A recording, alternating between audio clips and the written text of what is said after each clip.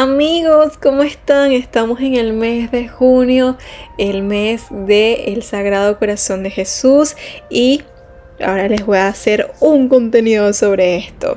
Probablemente lo han visto antes y es una imagen de Jesús con el pecho abierto, un corazón rodeado de llamas, a veces con una corona de espinas. Está en iglesias, en casas, en medallas. ¿Pero qué significa exactamente? ¿De dónde viene esa imagen?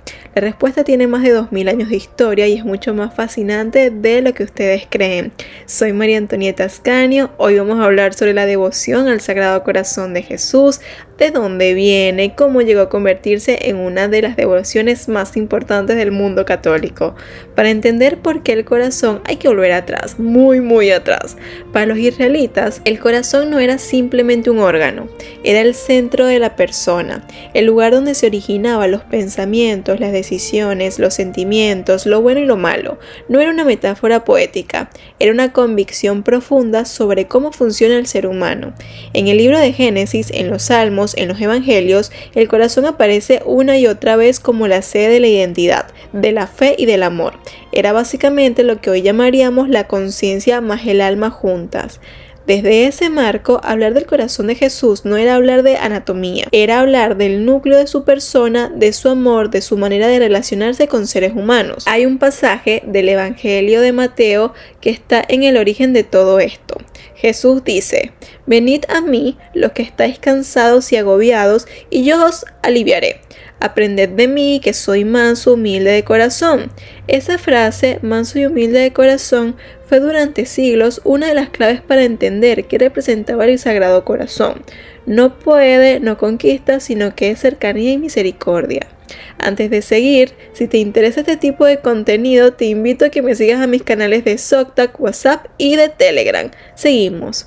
La devoción al Sagrado Corazón como práctica organizada tiene sus raíces en la Edad Media, concretamente en el siglo XIII. Uno de los primeros grandes impulsores fue San Buenaventura, un franciscano italiano y doctor de la Iglesia que en el siglo XIII desarrolló una espiritualidad muy centrada en la humanidad de Cristo y en particular en la herida del costado. ¿Por qué del costado? Porque los evangelios relatan que durante la crucifixión un soldado romano atravesó el costado de Jesús con una lanza para verificar que estaba muerto. El Evangelio de Juan dice que de esa herida salió sangre y agua. Para la tradición cristiana, ese momento es una ventana abierta al corazón de Cristo, tanto literal como simbólicamente. En esa misma época, en los conventos cistercienses de Alemania, varias místicas comenzaron a reportar visiones relacionadas con el corazón de Jesús. Entre ellas estaba Santa Lucarda de Tongres, que a finales del siglo XII fue la primera persona documentada en reportar visiones del Sagrado Corazón, 5 siglos antes de que la devoción se popularizara masivamente. También fueron figuras claves Santa Matilde de Hackerborn y Santa Gertrudis de Helfat, monjas cistercienses alemanas del siglo XIII, cuyas experiencias espirituales contribuyeron a dar forma a esta devoción. En el siglo XIV se sumaron Santa Catalina de Siena y el beato Enrique Suso. La devoción iba creciendo lentamente dentro de los claustros.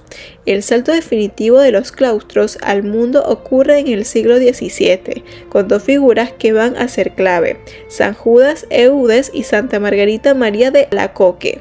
San Judas Eudes fue el primero en establecer una fiesta litúrgica formal en honor al Sagrado Corazón, el 20 de octubre de 1672, con el respaldo de obispos franceses. Publicó también un libro titulado La devoción al Sagrado Corazón de Jesús en 1681. Pero la figura que más peso tuvo en la difusión masiva de esta devoción fue Santa Margarita María de Alacoque, monja visitandina del convento de Paray-le-Monial en Francia. A partir del 27 de diciembre de 1673, Margarita María reportó una serie de revelaciones en la que Jesús le pedía que propagase la devoción a su corazón y le comunicaba 12 beneficios espirituales para quienes la practicasen.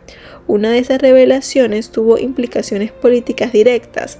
En 1689, Margarita María escribió que Jesús quería que el rey Luis XIV consagrase a Francia al Sagrado Corazón.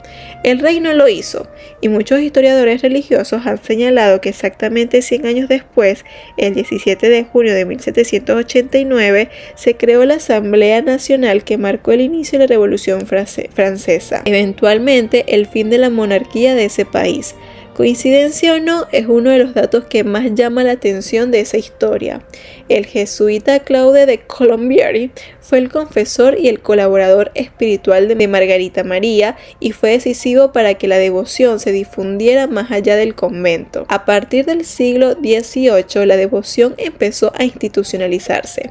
En 1765, el Papa Clemente XIII concedió la celebración litúrgica oficial del Sagrado Corazón a los obispos de Polonia y la Archicofradía Romana.